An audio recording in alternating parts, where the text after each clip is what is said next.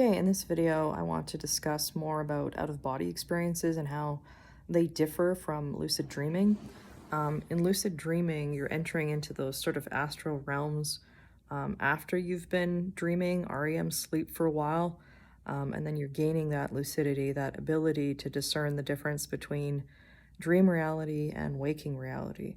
So in the Matrix movies, and also I'll also use the example of the Leonardo DiCaprio film Inception. We have people who have been in this earthly reality, and through others who are aware that this is not just what it seems, they're able to gain awareness within reality that's really almost like a dream reality. And they've been puppeted to sort of have this illusionary of this world of their self, of being a person with a particular identity, etc. Right? So they're really gaining lucidity within these realities. And in the case of Neo, he's able to discern that just because his physical body can do certain things, that his lucid body is in fact different, and it has to do with his consciousness and not with the physicality of his earthly identity, right? Same thing in Inception. They can start constructing buildings with their minds and defeating criminals with their pure psyche. So as humans, I don't think we know we have this potential of consciousness. Science doesn't even begin to understand consciousness, and it's a pseudoscience in itself. There's tons of mainstream TED Talks and YouTube videos that go into more context on this. Book I'd really recommend is My Big Toe by Tom Campbell. It's a bit of a difficult read. There's a lot of physics material. If you get the book tape version, you can skip past some of the more difficult math and science, physics type parts. I think Tom Campbell presents it in a way free of dogmatic religious components, in a way that's more feasible to the general populace, that describes dreaming and these lucid dreaming type practices in terms of almost like World of Warcraft or The Sims, where we're avatars within not only this reality, but these different subset realities while we're dreaming and in different states of consciousness. This is not the only state of consciousness there is. This is just one, and I believe there are many more states of consciousness. And when we waken into this lucid dreaming state, we have access to those.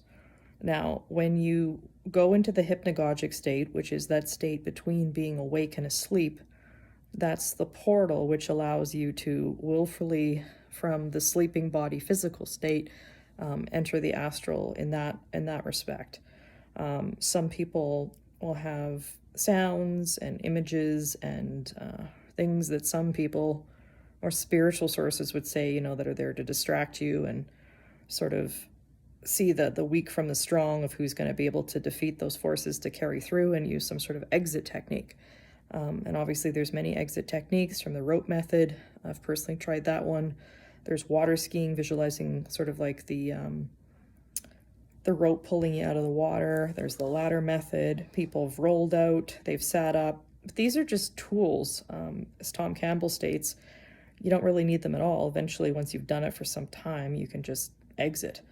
I don't have out-of-body experiences every single night. I do purport that it does require a lot of mental energy. You have to be in a really good mental state. If your physical state isn't very good, I also don't think it's going to work. I don't think you have to be a vegan or a vegetarian to have these experiences. I would recommend having a healthy, holistic diet, getting enough sleep, being mentally healthy. If you're a very social person that's always doing this and that and the other thing, I think you're liable to have less of these experiences. Does require a great amount, I think, of meditative type, alone type experiences, requires research. When you're having a lot of these, you don't want to have a lot of interactions with the outside world.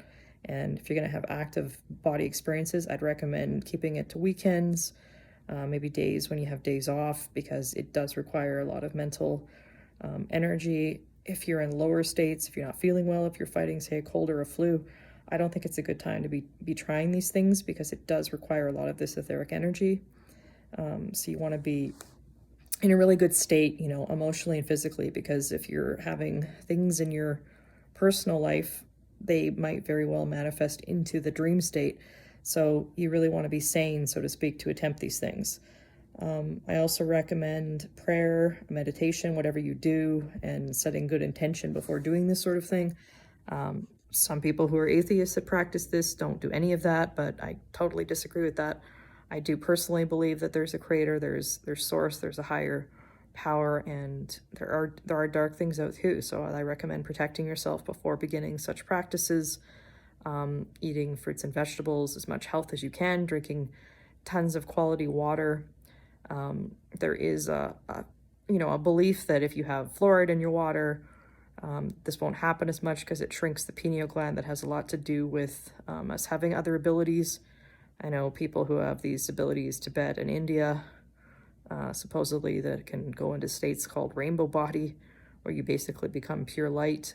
People that can sustain on no food, they're said to be using their pineal gland, not the pituitary, but their pineal. So you could do some research into that. I know there's a lot of specials on Game TV that do have information on that. So we talked about the hypnagogic state. We talked about some exit techniques, and also obviously being ready. If you're really scared of death, this isn't going to work for you. You have to really want this, you have to hunger for it, and you have to lose the fear of death. If you have any kind of fear of death, if you've never had a near-death experience or something really go wrong in your life, you may not be ready for this yet. Just like that line in Back to the Future, where he plays, the rock and roll for everybody, and they all look at him like, what the heck was that? Because they're in the 50s and he's playing hard rock, right? And he goes, you're just not ready for that. Like, not everybody's ready for that yet. And some people can have sort of a spontaneous experience in their younger days, and then it won't happen again for 5-10 years, right? I think this chooses you in some respects, and some people are ready for it and some people aren't. And for some people, it's just really random. Perhaps they did have a near-death experience and they've been popped out of their bodies. If you do watch Doctor Strange, seriously, I know it's a fictional film, but that's a good idea of kind of what it's like in some respects. I mean, I'm sure there are people in the world that have abilities akin to that, that we just don't know because they're on the sort of subsets of reality. But I want to say this is real, it does exist, and I want to keep this video short so it doesn't take too long to download. So I'm going to go to another part where I detail more about the different realms and such that you can experience through the active out-of-body experience.